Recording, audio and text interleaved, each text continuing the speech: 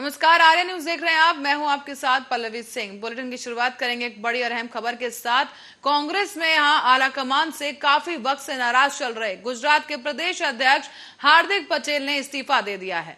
आपको बता दें कि हार्दिक पटेल ने ट्वीट करते हुए इसकी जानकारी दी, जहां उन्होंने लिखा है कि मैं कांग्रेस पार्टी के पद और पार्टी की प्राथमिक सदस्यता से इस्तीफा देता हूं। आपको बता दें कि उन्होंने आगे लिखा कि मुझे विश्वास है कि मेरे इस निर्णय का स्वागत मेरा हर साथी और गुजरात की जनता करेगी। मैं मानता हूं कि मेरे इस कदम के बाद मैं भविष्य के लिए गुजरात के लिए सच में सकारात्मक रूप से कार्य कर पाऊंगा। गुजरात में इसी साल में दरअसल अंत में चुनाव हो सकते हैं और ऐसे में हार्दिक का ये इस्तीफा देना कांग्रेस पार्टी के लिए एक बेहद ही बुरी खबर साबित हो रही है। दरअसल गुजरात कांग्रेस में अंदरूनी कलह थमने का नाम नहीं ले रही है और इसी दौरान अब हार्दिक पटेल ने इस्तीफा दे दिया है और साथ ही उनके हालिया बयानों से ये कयास लगाए जा रहे थे कि वो पार्टी से नाराज चल रहे हैं। जल्द ही हार्दिक के बीजेपी में शामिल होने के भी संकेत सामने आए हैं और इसके बाद अब ये खबर सामने आई कि पार्टी के अंदर सब कुछ सुलझ गया है। आपको बता दें कि हार्दिक की नाराजगी दूर कर दी गई है, ऐसी भी बातें सामने आई थी, लेकिन चिंतन शिविर में भाग न लेकर हार्दिक ने एक बार फिर से पार्टी के प्रति अपनी नाराजगी को जाहिर किया था। इसके बाद उन्होंने बुधवार को ही पद और पार्टी की सदस्यता से इस्तीफा दे दिया है। आपको बता दें कि राहुल गांधी के गुजरात दौरे के वक्त भी उन्होंने हार्दिक पटेल से निजी तौर पर मुलाकात नहीं की थी।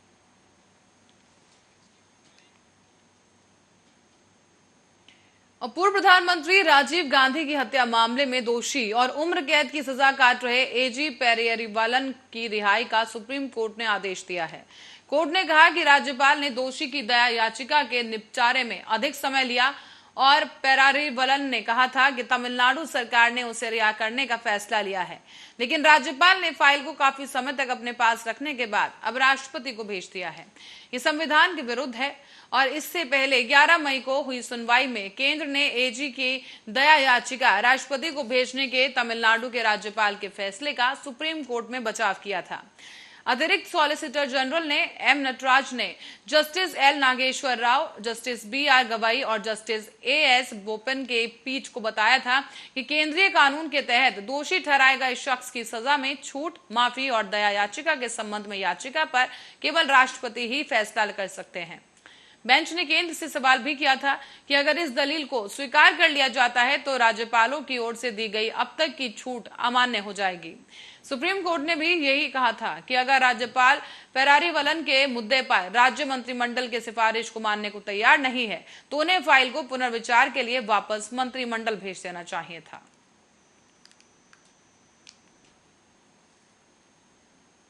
और इसी बीच राष्ट्रीय राजधानी दिल्ली के अवैध अतिक्रमण पर एमसीडी की तरफ से लगातार बुलडोजर की कार्रवाई की जा रही है। इस बीच अब पूरे मामले में सियासत भी होती दिख रही है। जहां एक तरफ इसको लेकर राजनीतिक दलों की तरफ से खूब बयानबाजी हो रही है, तो वहीं अब केजरीवाल सरकार ने तीनों नगर निगमों से बुलडोजर एक्शन पर रिपोर्ट मांगी। दिल्ली सरकार की तरफ से ये रिपोर्ट 1 अप्रैल से लेकर अब तक की मांगी गई है। गौरतलब है कि दिल्ली के दंगा प्रभावित जहांगीरपुरी में एमसीडी के बुलडोजर एक्शन पर सुप्रीम कोर्ट की तरफ से रोक लगाई गई थी। इसके बाद से ही शाहीन बाग समेत दूसरी जगहों पर लगातार अवैध अतिक्रमण पर कार्रवाई की जा रही है।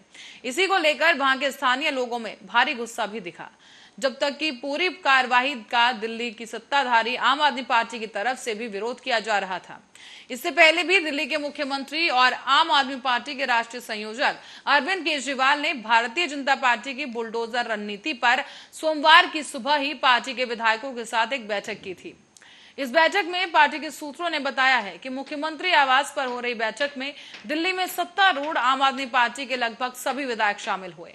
यहाँ Shaheen Bagh, Madanpur Khadar, New Friends Colony, Mangolpuri, Karol Bagh, Khyala और लोधी कॉलोनी समेत कई हिस्सों में दिल्ली के तीनों नगर निगमों और निकायों के अधिकारी पिछले कई दिनों से अतिक्रमण रोधी अभियान चला रहे हैं।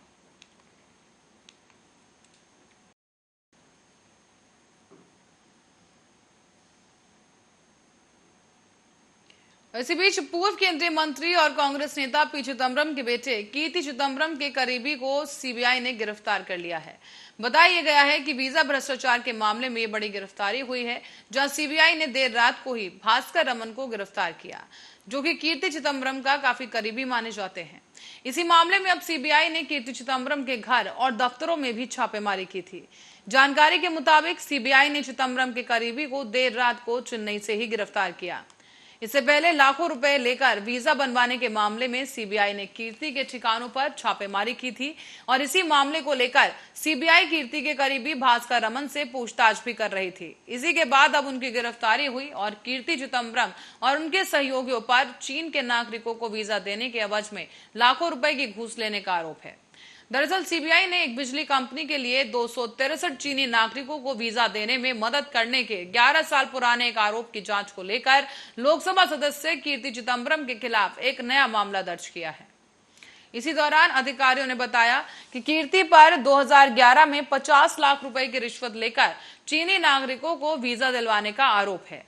उस समय कीर्ति के पिता पी चिदम्बरम केंद्रीय गृह मंत्री थे और यह मामला दर्ज करने के बाद सीबीआई ने दिल्ली और चेन्नई में चिदम्बरम के घर समेत देश के कई शहरों में 10 ठिकानों पर एक साथ छापेमारी की।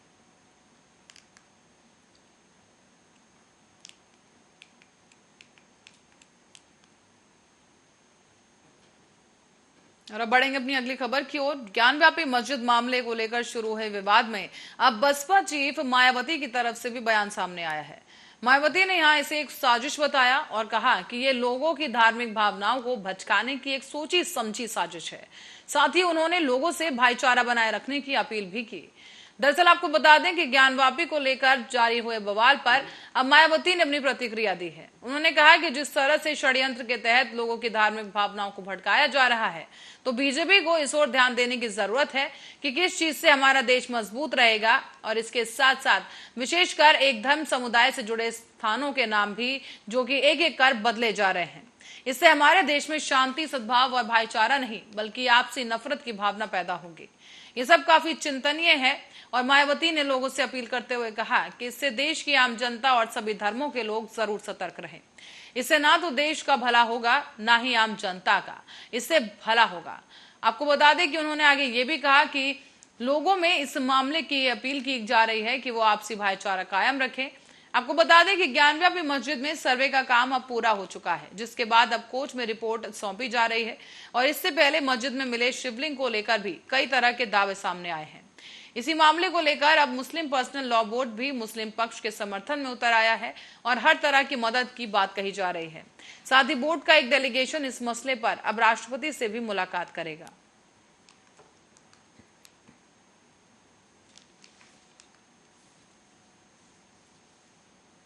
बढ़ेंगे अगली खबर की ओर। पूर्व केंद्रीय मंत्री और कांग्रेस नेता पी चिदम्बरम के बेटे कीर्ति चिदम्बरम के करीबी सीबीआई ने उन्हें गिरफ्तार कर लिया है।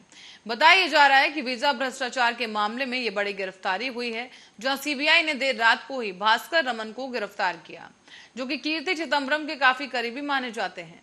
इसी मामले में अब सीबीआई ने कीर्ति चिदम्बरम के घर और दफ्तर में भी छापेमारी की थी। जानकारी के मुताबिक सीबीआई ने चिदम्बरम को लेकर एक नया मामला पेश किया था। और इसी के साथ अब बढ़ेंगे अगली खबर की ओर, जो कि यूपी के शाहजहांपुर से सामने आई है, जहां मंगलवार को एक मुस्लिम युवक ने हिंदू धर्म अपना लिया है। उसने ये बताया कि उसके पूर्वज हिंदू से मुस्लिम बने थे, इसलिए उसने अपने पूर्वजों की गलतियों को सुधारने के लिए सनातन धर्म अपना लिया है।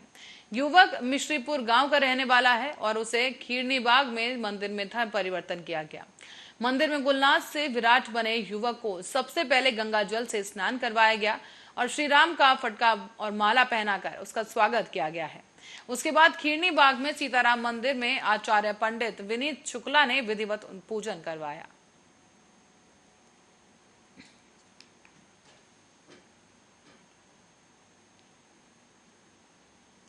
और इस बीच रायबरेली से खबर सामने आ रही है, जहां सवारियों से भरा टेम्पो पलट जाने से 14 लोग घायल हो गए हैं। घायलों में 2 की हालत काफी गंभीर बताई जा रही है और यह मामला लालगंज थाना इलाके का है। यहां पर मुराई बाग से सवारियों को लेकर आ रहे एक टेम्पो चालक लालगंज के लिए निकला था और बहाई गांव के पास अचानक से चालक ने गति बढ़ाई और टेम्पो अनियंत्रित होकर पलट गया है। टेम्पो पलटते ही वहां चीख पुकार मच गई, लेकिन इसी बीच स्थानीय लोगों की मदद से पुलिस को सूचना दी गई और मौके पर पहुंची पुलिस ने घायलों को सीएचसी लालगंज भिजवाया। यहां पर चिकित्सकों ने 3 लोगों की हालत को चिंताजनक देखते हुए उन्हें जिला अस्पताल के लिए रेफर कर दिया है।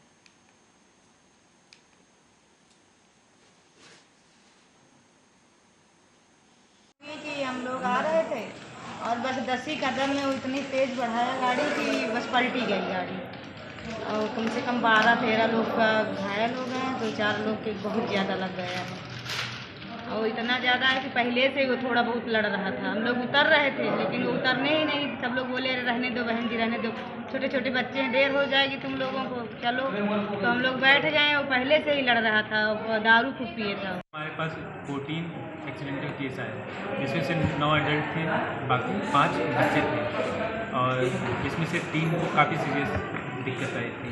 2 को तो रिफर कर दिया गया, बाकी सबको दवा देकर। और रायबरेली में सवारियों से भरा एक ई रिक्शा पलट जाने से रिक्शे में सवार 8 लोग घायल हो गए हैं। इन घायलों में 3 मासूम बच्चों की हालत काफी गंभीर हो गई है, जिसके कारण उन्हें जिला अस्पताल रेफर किया गया। मामला खीरो थाना क्षेत्र के भवानीगंज गांव के पास का है, जहां पर एक ही परिवार सरेनी से निमंत्रण कर वापस लौट रहा था, लेकिन तभी ई रिक्शा अनियंत्रित होकर खाई में पलट गया है। ई रिक्शा पलटते ही वहां चीख पुकार मच गई और इसी बीच स्थानीय लोगों की मदद से सभी घायलों को खीरो सीएचसी अस्पताल भिजवाया गया, जहां पर 3 बच्चों की हालत काफी चिंताजनक बनी हुई थी, जिसे देखते हुए उन्हें अस्पताल रेफर कर दिया गया है।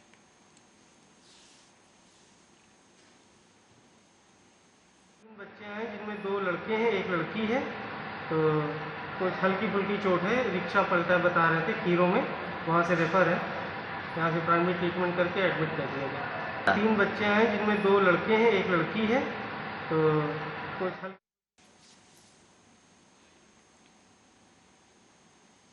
और करेंगे अगली खबर की ओर। उत्तर प्रदेश के माध्यमिक शिक्षा परिषद की इंटर परीक्षा का प्रश्न पत्र लीक करने के मामले में एक अध्यापक के खिलाफ राष्ट्रीय सुरक्षा कानून के तहत कार्रवाई की गई। प्रश्न पत्र लीक मामले में इससे पहले अन्य 4 लोगों पर रसूखा के तहत कार्रवाई भी की जा चुकी है। आपको बता दें कि दरअसल मंगलवार को एक वरिष्ठ पुलिस अधिकारी ने यह जानकारी दी कि रसड़ा के पुलिस उपाध्यक्ष शिवरी नारायण बैस ने मंगलवार को बताया कि जिले की नगरा पुलिस के माध्यम से माध्यमिक शिक्षा परिषद की इंटर परीक्षा का प्रश्न पत्र लीक करने के मामले में एक आरोपी को गिरफ्तार किया गया। पुलिस ने सुभाष इंटर कॉलेज ताड़ी बड़ा गांव के अंग्रेजी के अध्यापक अविनाश गौतम के खिलाफ रासुका के तहत कार्रवाई की है।